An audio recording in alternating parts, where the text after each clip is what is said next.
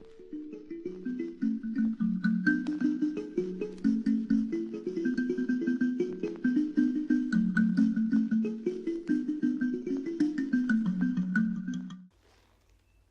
you are watching Africa World TV. My name is Koketso Mohotlwane, aka K1K, the one is silent.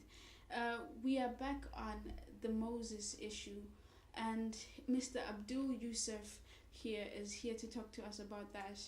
He's also the news director of Africa World TV and also our personal advisor.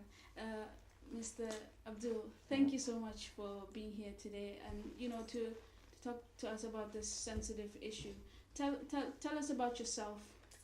Well, as you said before, that the news director of African World News TV and also African World newspaper in Ireland. Yeah.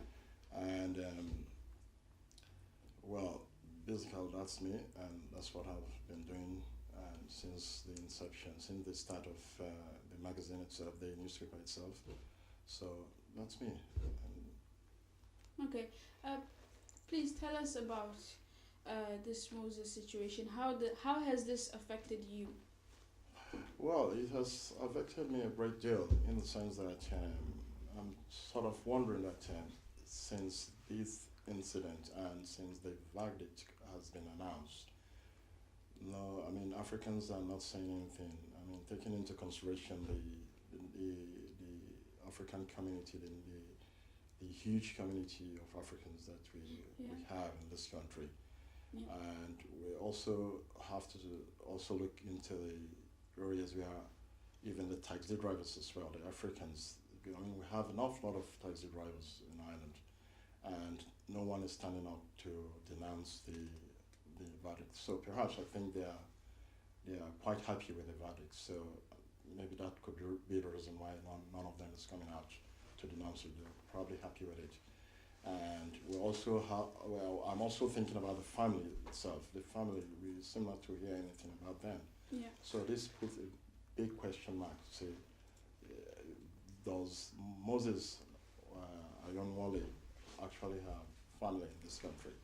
So I just believe that the entire African communities as well are happy with the verdict.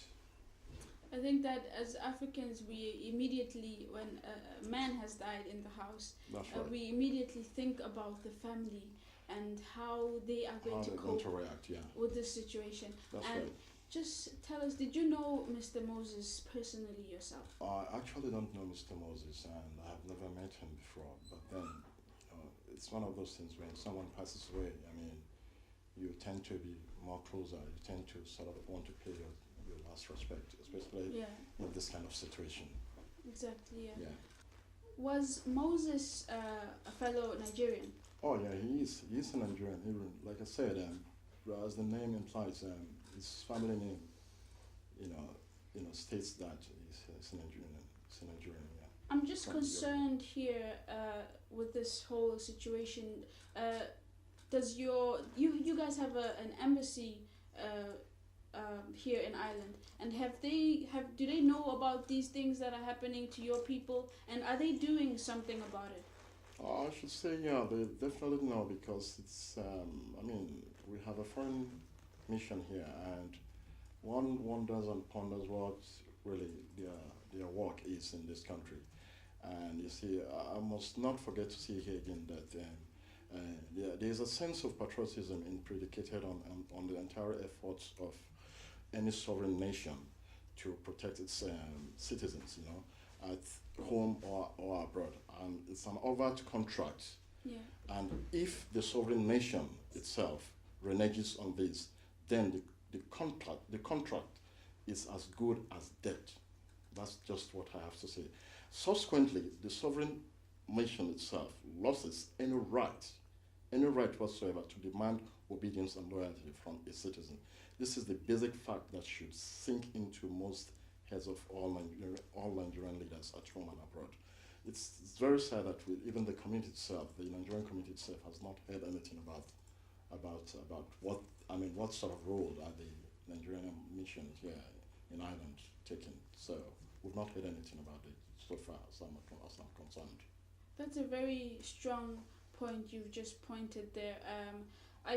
I know that the African community, once one hears about a certain subject or an issue, one would spread the word. So I'm just shocked that these things are not being spread. Nobody's talking about it. Nobody is doing anything about it. Yeah, it's very sad because here again, I will not fail to say that it's like a case of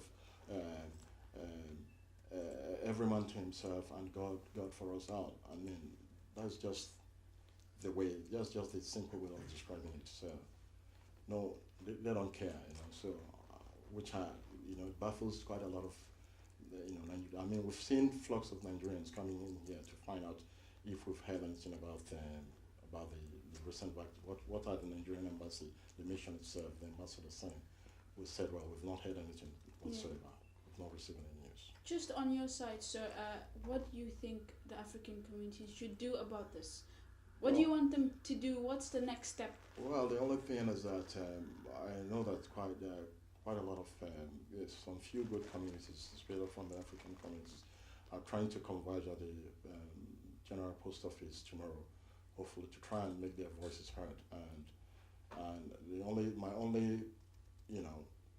only advice I would give here is for them to keep calm and just lead a very peaceful protest and so that we'll find a solution to this and to see if there will be a way out of this.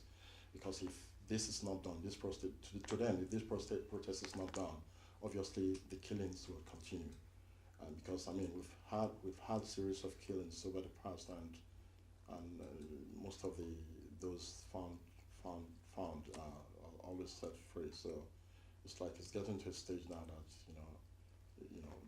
I mean if this is not put to a stop, obviously nobody knows what is going to happen next. Right. That's just the fear in it. Yeah. Thank you, Mr. Abdul Yusuf, for coming here today and talking about this issue. Right. Guys, I hope you listened to every word Mr. Yusuf said here today. And just keep in mind what he said, that there's a protest on the 8th Saturday, 2014 from 12 p.m. till 3 p.m. My name is Koketso Mohotlani. Thank you for watching Africa World TV. And don't forget to follow us at Africa World TV and Africa World Newspaper on Facebook and our website. Thank you. Thank you.